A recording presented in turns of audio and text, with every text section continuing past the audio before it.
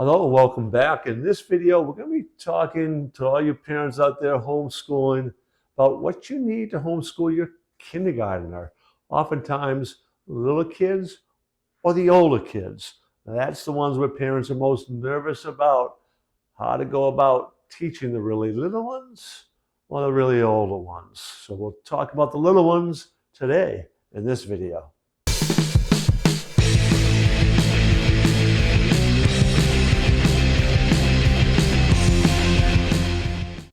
As a parent who's going to be teaching a kindergartner, well, you really need to take a look at the curriculum, right? That will be one of the first things we got to talk about.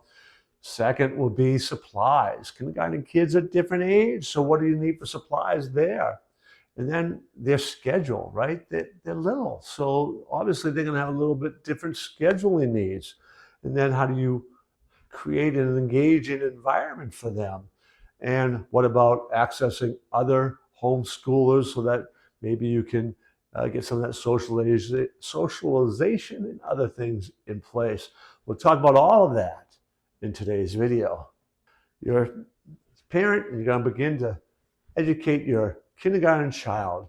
What do you need? What do you need in terms of curriculum? The 3 R's are what are going to be the essential components. That's going to be the foundation that these first few years that you're building on. Teaching reading, teaching writing, teaching arithmetic and essential math skills. Those are the foundational skills that you will be building everything around. Learning their letters, learning the letter sounds, putting the letters together in the words, some of the spelling words, learning to write their name, learning to write basic sentences, counting, simple addition, using manipulatives to begin to get that concept of adding and subtracting and taking away. Those are the essentials. The how that you go about doing that can vary a little bit, but you really are going to be focused on that skill set. Social studies and science and things like that, that content, that comes from like what you might read to them. That comes from what you might actually have them write about, right? The sentences might be little science facts that you just have them copy down. That's where those kind of pieces can fit in. The skills, reading, writing, arithmetic, that is your focus at that age level. When you are working with kid any age, you need to have a good supply closet. What that looks like for kindergarten is going to be a little bit different. Lots of arts and crafts and crayons and things like that are really crucial. You know, all the guys can probably remember elementary schools from your youth, right? Those little scissors and things and paper stuff that you can cut out and all that. Lots of toys, things like building blocks. We had building blocks for my kids that came down from my grandmother, right? So generationally handed down. They were great building blocks. He said, you can't find them nowadays, right? So while you don't have to have like, antique building blocks, the idea there, right, is sometimes that connection too with their past can help. My kids will tell you now that oh yeah, remember those are grandpas or great grandpas, So anyways, that sort of thing. Legos, right? There's something called Connects, which is another manipulative toy. That might, all those things just help spur the curiosity and help the play and learning time. Of course, you will need to have things like workbooks and phonics cards and flashcards for numbers and some of those technical things that you need to teach, and that curriculum material you can find quite easily. But all of those things make up that supply closet that you want to have readily available for your kindergarten kid. Kindergarteners, 5, 6 years old, have different scheduling needs, attention span and things. So scheduling their day is going to be different. There's be nap time that you want to read to them, time for them to play, time for them to go outside and play. So you want to begin thinking about that. And again, in the homeschool setup, What's your schedule like? Are you doing a co-op or other people coming in and helping you out? And grandma and grandpa coming by? How do all those pieces come together?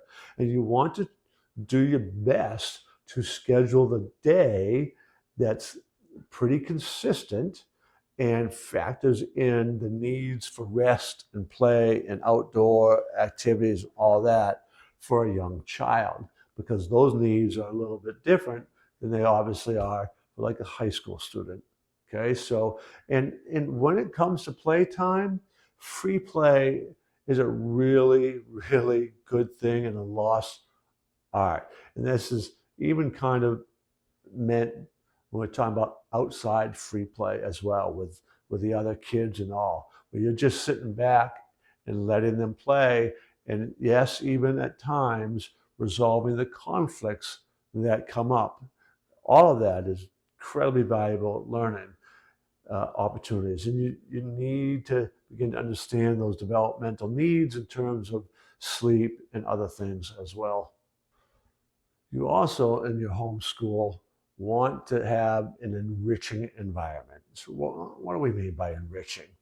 Exposure to art, exposure to books, exposure to music, having a lot of these resources that we said where they can manipulate and play and build and make, all that is the kind of things that we're talking about enriching, right? You're getting all those different senses involved. You're getting them a chance to manipulate things, fine motor, that kinesthetic aspect of learning, using manipulatives to learn how to count, talking, listen to music, listen to rhyming, listening to stories. That's getting all those auditory skills. That's enriching. Visual stuff, looking at playing like I Spy games, right? I mean, I love I Spy games. My kids loved I Spy games. Those I Spy books are great. There's a visual aspect to that. And you can, even at a young age where maybe they can't see everything, as you get, oh, do you see it? I see it here. And you help the kids out. All of those things are really enriching in terms of the environment and what you want to make sure you have available and implement.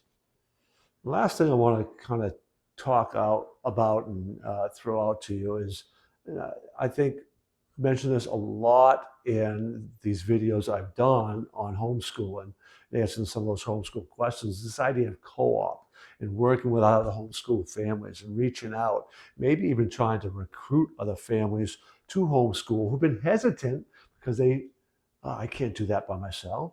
No, so let's all cooperate. And in that way, you get into some of that socialization, that playtime with groups of kids, not just, they and a sibling. And you can also help balance each other's workload out and schedule out. So really look into the idea of a co-op and cooperating with other homeschool families, trying to find them. And again, if your kids are connecting, through scouts or theater or dance or sports, ask some of those other parents. It wasn't too long ago, I had a conversation with my son who was asked, if you had homeschooled us, Dad, we had this special friend group, he and his oldest brother. That is a very unique thing. There's 4 families, older, younger brothers, all grew up together, all good friends, really unique. They've been friends since elementary school. Do you think we would have had those same friend groups? And my answer was, probably, because you met them through baseball and scouting, as well as elementary school. They went to the same elementary school as well. But a lot of the bonding came through the sports and the scouting. But one of the things I began to think about was, if we had all cooperated, and I had offered a proposal where maybe my wife or I, for a small fee, could have homeschooled all of them, some sort of cooperative method that way, might they have joined us in a homeschool co-op? Don't know the answer to that, probably never will, but it's that sort of thinking that can open up all kinds of doors and avenues for really quality education. Once again, I hope you take what we taught here and apply it and utilize it. And I would encourage you to subscribe to our channel so that you can look at all our other videos. And as I add more all the time, you'll get that notification that I've added more. Check out my podcast. In particular, you might be interested in the video, How to Ensure Academic Success in College. So check that video out today, and I will see you in the next one.